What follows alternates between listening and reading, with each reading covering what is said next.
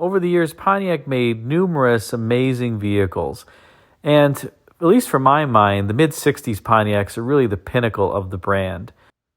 Now, many people know about and love the GTOs and 2+2 Catalinas and even the Bonnevilles of the mid-60s Pontiac lineup. But if you're a frequent watcher of the channel, you'll know that Pontiac sold different vehicles north of the border in Canada than it did here in the U.S. for quite some time. This was done for a few reasons. Number one, because of import duties and laws, it really made it cost prohibitive to import Pontiacs from the United States for many years. And then secondly, because GM had to source components locally from Canadian suppliers to get around these import duties, they needed to get more scale than what the Pontiac brand on its own could offer.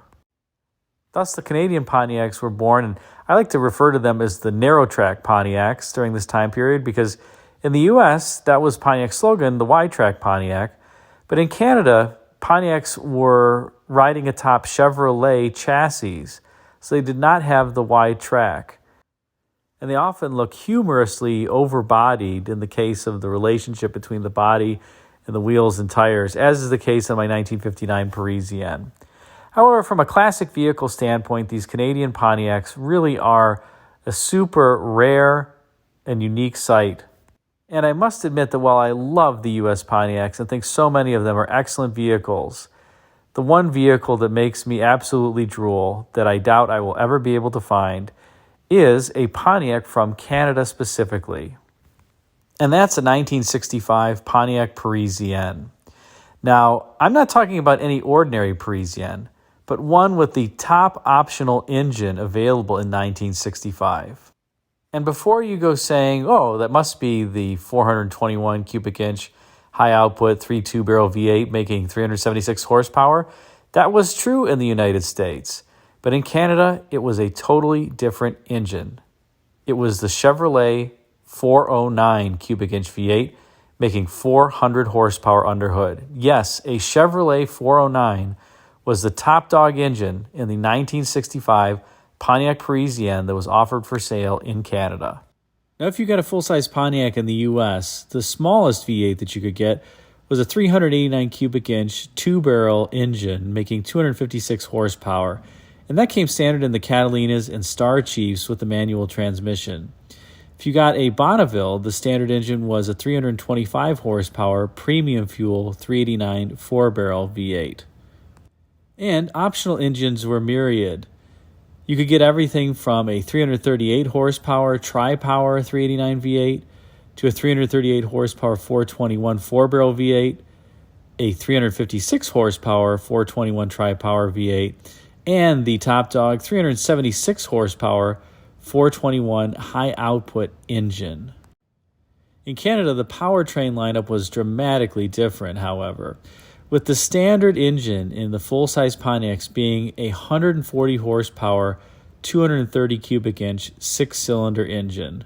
That's right, a 140 horsepower engine could be found under hood of some of these full-size Pontiacs in Canada, most particularly the lower-end Strato Chief and Laurentians, whereas the Parisienne was the top trim. I can only imagine how slow a station wagon with a 230 cubic inch six-cylinder would be, and I probably wouldn't want to drive one. However, one up from the base engine was the 195 horsepower Strato Flash 283 cubic inch Chevrolet-based V8. This was a workhorse in the U.S. and is the engine that's most often found under the hood of 1965 Pontiacs in Canada, particularly the Parisiennes. One up from the Strato Flash 283 cubic inch V8 was the Astro Flame 250 horsepower 327 cubic inch V8. And one up from that was the 300 horsepower Astro Flame V8, again 327 cubic inches in displacement. Now here's where it gets interesting. Recall that in the U.S., the top dog 421 cubic inch high output V8 made 376 horsepower. Well, you see here in this brochure, there were two optional 409 cubic inch V8s in Canada, a 340 horsepower Super Flame V8 and a top dog 400 horsepower Super Flame V8. Yes, that's right. The top optional engine in Canada, the 409 cubic inch V8 making 400 horsepower, made more horsepower than the 421 high output engine offered in the United States. And it's for this reason, coupled with the extreme rarity of these vehicles, that I have to say a 409 powered 1965 Pontiac, particularly Parisienne, really is the pinnacle for me of mid-60s Pontiacs. However, from the research that I've been able to perform, it looks like only about 50 to 100 1965 Pontiacs were equipped with the 409 cubic inch V8 when they were new, meaning that likely a literal handful or even less than a handful survive today.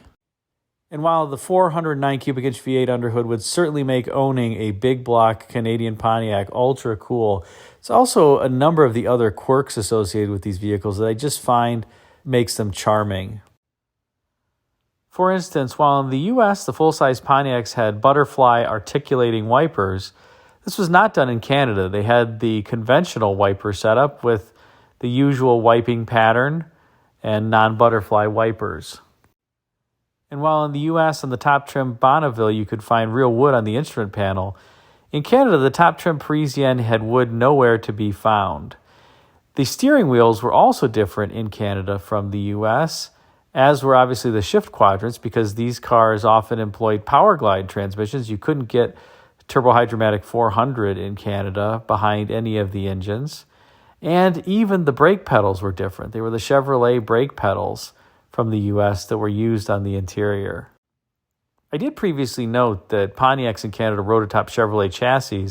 One other interesting thing of note is that consequently in 1965, Pontiacs in Canada switched to a full perimeter frame from the X frame that was previously used on US Chevrolets and the Canadian Pontiacs.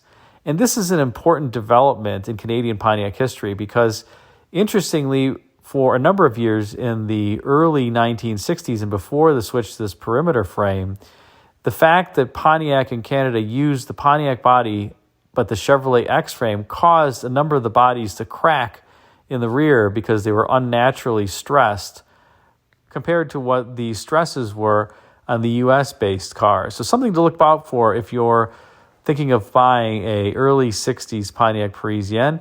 Be careful and make sure that the rear of the car is not starting to crack, which is very, very typical on those. In any case, hope you enjoyed this feature on a super unique Pontiac, and admittedly, my favorite. I think I'll be searching for one for a long, long time. The 1965 Pontiac Parisienne with the 400 horsepower, 409 cubic inch V8. Thanks again for watching, and until next time, take care.